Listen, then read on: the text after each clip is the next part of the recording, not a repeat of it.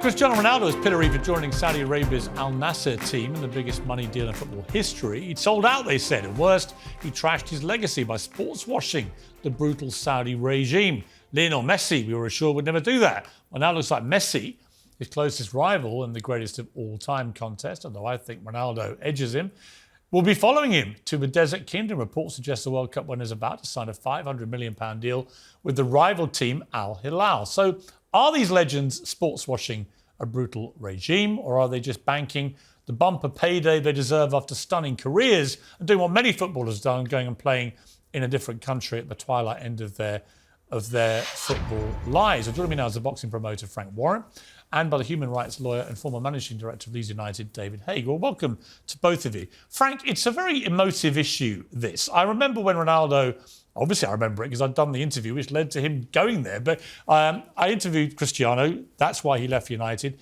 ends up going to Saudi Arabia.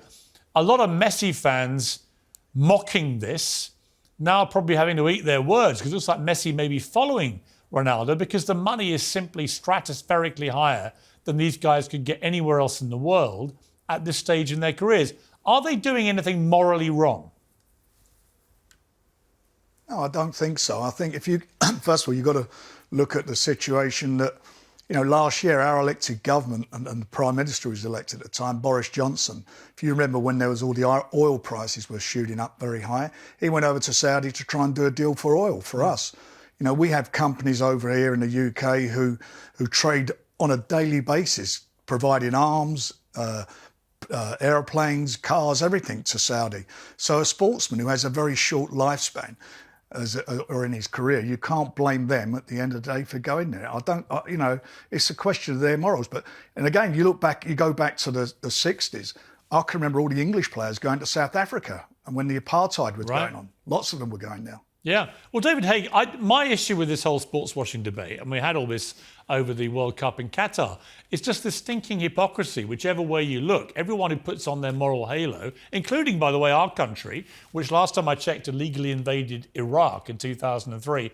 What right do we have, frankly, to cast moral aspersions on other countries and players taking their business there, given that we let them play here when we did something like that?